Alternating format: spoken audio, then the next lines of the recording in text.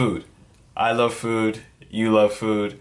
I definitely love food. I loved food when I was severely overweight, and I still love food today. But food is one of those things that can be seen as harmful for everyone. It can be used in many different ways. Food can be used when you're sad. Food can be used when you're happy. Food can be used when you're bored. Food can be used when you're not bored. We eat food all the time, whether we're hungry or not. So food can be seen, especially in terms of weight loss, as the enemy. But food isn't the enemy, and we shouldn't cut it out ever. We shouldn't ever restrict ourselves to eating any certain type of foods in order to lose weight. So let's talk about that. Throughout my entire journey, I've been through a lot of ups and downs when we're talking about eating food. I've spoken on the channel before where I have just gone through severe binge eating episodes where I just felt like I couldn't stop eating and there's no reason for it. Or there were times where I just didn't really know what I was doing to myself. Much of my life I didn't know what I was putting in my body, and that was much of the reason as to why I was overweight. Aside from the few health complications that some people may have, or just some people who have maybe stopped living an active lifestyle like they used to live before, most of the reason why people are overweight is because of how they treat food and how they allow food to treat them. Having a great relationship with food is the #1 factor when you're talking about weight loss. When going into weight loss, a lot of people cut out sugar, they cut out cookies, cakes, say, oh, I'm not gonna eat bread anymore, whatever it may be, I'm not gonna eat carbs anymore, and a lot of that can be harmful. A lot of people, like I said, they do cut out sugar, cookies, and cakes and things like that, but you're not going to do that for the rest of your life. That's why people yo-yo diet, they go through binge eating episodes, things like that, because they try to cut out foods for a little bit, they see results, it works for them, but you have to live on this earth forever. You know, you're not going to cut out the rest of that food for the rest of your life. So why wouldn't you do something and learn a way that you can eat food in a way that you will enjoy, in a way that you'll be able to do it for the rest of your years. Beginning of my journey, I caught on pretty early that cutting out certain foods and things like that is not going to be a great help. It's better to learn about the food that you're eating and learn about the food that you're putting into your body. Whether you're talking about reading up on stuff, watching videos, taking classes, just using YouTube, reading labels, anything like that. It's really important for you to learn about the food that you're eating, because that's what you're putting into your body every single day. That's what fuels you. That's what can either make or break you. During my entire weight loss journey, I've never referred to anything as a diet. A diet, that's a really bad word to use. If you're using it the wrong way, of course. What we eat in whole is our diet, but if you're going on a diet where you're cutting out certain foods and only sticking to certain foods like this, that can be really harmful for you. So when people ask me, hey Fitz, what should I eat? What should I not eat? What should I stay away from? There's no true answer for that. There's a lot of foods that I eat a little bit less of because they contain high calories, meaning that I will have less calories for my day to consume, which doesn't make sense because I love food. I want to eat as much food as I can, meaning I won't eat a slice of apple pie every single day because that can be 500-600 calories.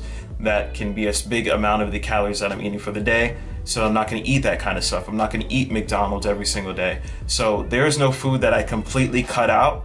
There's just foods that I eat a lot less of. You know, taking the time to learn about the foods that I'm eating, learn about the foods that I used to eat a lot of before, and learning about the foods that I eat a little bit less of now has really helped me because I know when I can or cannot eat that food. You know, having a good relationship with food is beyond knowing what you're eating. It's a lot of knowing when to stop eating as well. So I know for me, like when I used to eat at restaurants very often, I'm 23 right now. I don't think for 22 years of my life that I have ever brought home food. If I'm going to a restaurant, I'm eating with friends, no matter how big or small the plate is, I've never asked for it to go tray because I used to just eat the food that was in front of me. I used to see the plate. If I was full or not, I used to finish it. It wasn't until I think I took my first tray of food home like last year sometime, and I was actually out a couple weeks ago, and I just had like a lot of food, so I took some of it home, and it's just such a different feeling knowing and not having to eat everything that's in front of you. It's something that you learn throughout a weight loss journey and something that's really helped me. So when I'm home and I'm making food, I know that I don't have to eat everything that's there. I know that the food in front of me is there to fuel me. I'm not just there to eat it all because it's all there. And when talking about eating at restaurants and stuff like that, whether you're at home or not, there's times where you may see food in front of you and you may want to eat it all.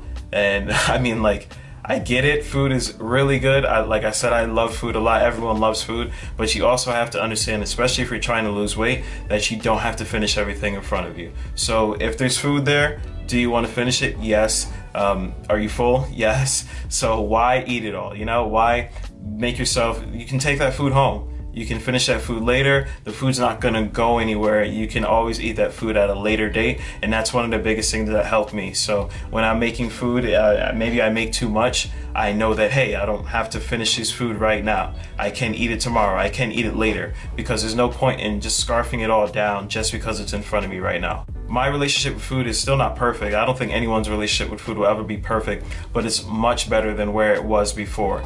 When I go out to the grocery store, I know that if I buy a bag of chips, like I said, I don't cut any foods out, but if I buy a bag of chips, I will eat that entire bag of chips in 1 or 2 sittings. And that's just because I know how my relationship with food is. So for you, you should do the same thing. You should know and have accountability for yourself, know your own tendencies, and know what would make sense for you to do. So I don't buy bags of chips. I don't buy things of cookies or anything like that. If I do want chips, I'll maybe have a little bit of someone else's. If I'm out with friends and I order like a burger and I know it comes with fries, I'll say, no, I don't want the fries. Or there are times where I do give it away, but it's really hard for me to give away the fries. So I'll maybe have a little bit of my friend's fries and order like a salad, something like that. Just knowing yourself is going to be the biggest help when you're talking about having a good relationship with food. And also, to go back a little bit, eating slower is going to be a really big help for you. So I used to go to the doctor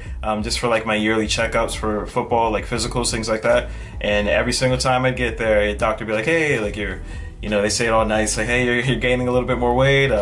Maybe you should do this, this, and this. And one of the biggest tips that they gave me that I used to never listen to, I used to just think they were blowing smoke just in one ear and out the other, was to eat your food slower.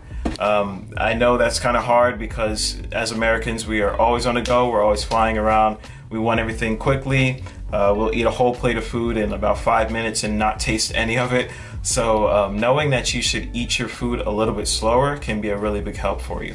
I try to, just a couple tips, I try to sit down and eat my food rather than standing up, because if I'm standing up, I know I'll fly through it.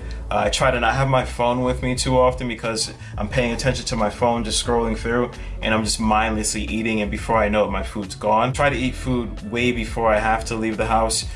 Before, I used to eat food rushing out the house, and I used to just scarf it all down, and then I realized, like, whoa, like I'm way full. I didn't have to eat all that food. So just taking a little bit more time when you're eating food and eating it slower, allowing yourself and your body to process and your stomach to process the food that you're actually eating, it can be a big help for you. Food should never ever be an enemy. We should never look at food as something to stay away from. We should never cut out certain foods in order to reach a certain weight loss goal or something like that, because it can be really harmful for you in terms of talking about long term if you want to go back to those foods again. Instead, you should learn how to eat certain foods. You should learn what your body needs and really listen to what your body is asking for. There are a lot of times where I've gone through binge eating episodes because for a few months, I strictly just ate like clean. I ate broccoli, eggs, spinach, vegetables, whatever. And I didn't allow for myself to have a lot of those certain foods because I thought that stuff was gonna make me fat. But there is no such thing as bad food. There is no such thing as unhealthy food. There's stuff that has less macronutrients, or excuse me, less nutrition for you. There's stuff that has empty nutrition, meaning like a cake. It's probably not gonna help you throughout the day. It's not gonna make you feel any better throughout the day, whereas something like vegetables can. So there are a lot of foods that may be not as nutritious for you as another food can be, but there is no food that is bad for you. There is no food that is good for you. That really is something that we have to get out of our heads, because that can create for a really bad idea around food. So knowing that you can eat some certain foods, like a lot of the times throughout the day, I'll let myself have a Hershey Kiss or two because I know that that'll keep me from